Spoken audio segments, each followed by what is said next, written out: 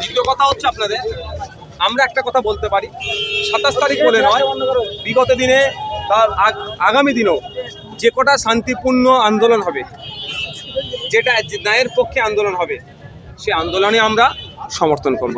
27 তারিখ বলে স্পেসিফিক এই ধরনের কিছু নেই। কেন এর আগে কি নবান্ন অভিযান হয়নি? আমাদের কি আপনারা কি তখন কোশ্চেন সেভাবে করেছে? এর আগে বিজেপি নবান্ন অভিযান করেছিল, সিপিএম সম্ভবত ডিওয়াইফাই করেছিল, সিপিএম এর একটা তো হয়েছিল তো নবান্ন অভিযান। আপনি কি মুখ্যমন্ত্রীর পদত্যাগ চান? দেখুন, স্বাস্থ্যমন্ত্রী পুলিশ মন্ত্রী সম্পূর্ণরূপে ব্যর্থ, তার পদত্যাগ চাইছি। মুখ্যমন্ত্রীর ভূমিকা নিয়ে প্রশ্ন থেকে যাচ্ছে, আশা করব মুখ্যমন্ত্রী রেকটিফাই করবেন এবং রাজ্যের যে দায়িত্বভার তার হাতে আছেন তিনি সঠিকভাবে পরিচালনা করবেন। ছাত্র সংগঠনটা বলছে 27 তারিখে আমরা কোনো নবান্ন অভিযান ডাকিনি, এটা বিজেপি থেকে ডাকা হয়েছে, ছাত্র সংগঠনের নাম করে ভাঙিয়ে বিজেপি ডাকছে, এই নিয়ে কি বলবেন? দেখুন, আমার কাছে ওই ধরনের স্পেসিফিক কিছু এখন নাই, তবে একটা কথা আমি আপনাদের বলি, লড়াইটা আন্দোলনটা ন্যায় পাওয়ার জন্য, জাস্টিস ফর আরজি কর, এই ত্যাগে হচ্ছে। আমাদের লক্ষ্য উদ্দেশ্য যেন এটাই হওয়া বাঞ্ছনীয় যে তিলোত্তমা যাতে বিচার পায়, রাজনৈতিক রুটি শাখা হবে এটা না হয়ে যায়। এই রাজ্যে পুলিশ মন্ত্রী যে মিছিল ডাকলো বা মমতা মুখ্যমন্ত্রী, তার মিছিলে এত মানুষের ভিড় দেখা গেল না যে বিধায়ক নওশাদ সিদ্দিকী সাহেবের মিছিলের কোনো শেষ আগার মাথা বা মুড়োর মাথা দেখা যায়নি। দেখুন, মানুষ স্বতঃস্ফূর্তভাবে এসেছে, না বিরিয়ানির প্যাকেট, না 500 টাকা, না ধমকে চমকে নিয়ে আসা হয়েছে, কিছু হয়নি। মানুষ খাওয়া দেওয়া ছিল 6 লাইনে শওকত মোল্লার নেতৃত্বে, শওকত মোল্লা নিজে হাতে রেখে খাওয়ালো। খাওয়ার পরে শওকত মোল্লার পিছনে থেকে মানুষ উঠে গেল, বিধায়ক নওশাদ সিদ্দিকীর পিছনে মানুষের যে ঢাল, কি বলবে? কে কোথায় খাওয়াচ্ছে আমি জানি না, এই ধরনের আমার কাছে খবর নাই। যদি এই মিছিলকে উল্লঙ্ঘিত করার জন্য, এই মিছিলকে আটকানোর জন্য এই ধরনের অপকর্ম করা থেকে ধিক্কার নিন্দা জানায়। কারণ শওকত সাহেবের বাড়িতেও মহিলা সদস্য আছে, আমাদের বাড়িতেও প্রত্যেকের মহিলা সদস্য আছে। আমরা চাইবো আমাদের প্রত্যেকের বাড়ি মহিলা সদস্যরা সুরক্ষিত থাকুক, নির্বিঘ্নে থাকুক, নিশ্চিন্তে থাকুক। আর আজকে আমাদের রাস্তায় নামা হয়েছে, একদিকে যেমন তিলোত্তমা বিচার পায়, সাথে সাথে এমন বিচার, দৃষ্টান্তমূলক শাস্তি দেওয়া হোক খুনিদের, দোষীদের, ধর্ষকদের, যাতে করে আগামী দিনে এই অন্যায়গুলো করতে কেউ সাহস না পায়। ভাঙড়ের মানুষ কি আজকে জবাব দিয়ে দিল বিধায়ক নওশাদ সিদ্দিকীর ডাকে?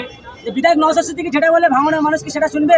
দেখুন, নওশাদ সিদ্দিকী যতদিন ন্যায় পথে থাকবে, ভাঙড়ের মানুষের পাশে থাকবে, ভাঙড়ের মানুষের হয়ে কথা বলবে, রাজ্যের মানুষের হয়ে কথা বলবে, আশা করছি ভাঙড়ের মানুষ নওশাদ সিদ্দিকীর পাশে থাকবে। আর নওশাদ সিদ্দিকী যদি বেইমানি করে, অন্যায় করে, অরাজকতা করে, গুন্ডামি করে, মস্তানি করে, তাহলে আমার পাশে মানুষ থাকবে না।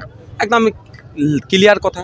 আজকের মিছিলের মূল্য খুঁজে পাওয়া যায়নি, কি বলবেন? এত মানুষের ভিড়, মানুষ ইতিহাস তৈরি করেছে। 2001 সালে আজীবন নিয়ে দুর্নীতির অভিযোগ উঠেছিল, কিন্তু তখন মমতা ব্যানার্জি কিংবা লালবাজার কোনো এসআইটিকরণ করিনি। কিন্তু এই 2023-এ যখন এই অভয়াকাণ্ডে যে ধর্ষণ খণ্ডে সিবিআই দিকেছে, এই সিবিআইতে বাঁচার জন্য কি লালবাজার থেকে এটা একটা প্রশ্ন থাকছে, যেভাবে অনুব্রত মণ্ডলকে এখানে রেখে দিতে চেয়েছিল বারবার বিভিন্ন কেস দিয়ে, এটা যদি হয় সেটা না। যদি আপনাদের একটা কথা জানিয়ে রাখি, যে দুর্নীতি হচ্ছে সেটারও তদন্ত করার দায়িত্ব বা সিবিআইকে দিয়েছে কোর্ট। তবে সিবিআইয়ের কাছে অনুরোধ করব, সিবিআই সাকসেস রেট নিয়ে অনেক প্রশ্ন থেকে যাচ্ছে, যে বাংলার সেন্টিমেন্ট, বাংলার আমাদের মেয়ের সেন্টিমেন্ট, এটাতে কোনোভাবেই না কোনো গড়িমসি করে। যদি গড়িমসি করে তাহলে আগামী দিনে দেখবেন ভাঙড়ের মানুষ, রাজারহাটের মানুষ, নিউ টাউনের মানুষ, বাঁকুড়ার মানুষ, পুরুলিয়ার মানুষ সিজিও কমপ্লেক্স ঘেরাও করতে আসছে। প্রশ্ন, এতদিন শুনেছি রেশম দুর্নীতি, কিন্তু এখন দেখছি রেশম দুর্নীতির চালের সঙ্গে প্লাস্টিকের চাল মেশানো হচ্ছে। এখানে আমার কাছে কিছু খবর এসছে, স্পেসিফিক এখনো আমার কাছে এভিডেন্স আসেনি। আমি অনুরোধ করছি মিডিয়ার মাধ্যমে, যদি কারো কাছে চালে এই ধরনের আসে, যারা চাল ডিলার থেকে নেবেন, সাথে সাথে শেষ সময় একটা ভিডিও করবেন এবং সেই ডিলারের ওখানকার ভিডিওটা করে রাখবেন।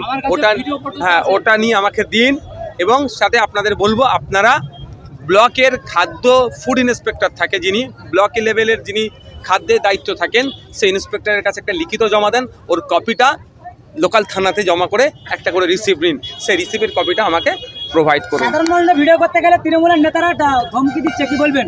মারধর করছে। ভাঙড় বিধানসভাতে ভাঙড় শুধু বিধানসভা নয়, সারা রাজ্যে এটা ঘটনা ঘটছে। ওদের অন্যায়কে আপনি এক্সপোজ করতে পারবেন না, কিন্তু এইভাবে ধমকে চমকে চলে না। আমি আপনাদের গতকাল রাত্রে একটা ভিডিও দেখছিলাম, বাংলাদেশের এক শাসক দলের এক বড় নেতা মিডিয়াতে বসে অনেক ধমকাচ্ছিল, চমকাচ্ছিল, সঞ্চালককে পর্যন্ত। তাকেই আবার দেখলাম কি কলা পাতার উপরে প্রায় অর্ধালঙ্গ করে শুইয়ে রেখে দিয়েছে। এই দিন না দেখতে হয়। তাই সেই নেতাদের বলবো, ক্ষমতার অপব্যবহার করবেন না, ক্ষমতার অপব্যবহার করবেন না।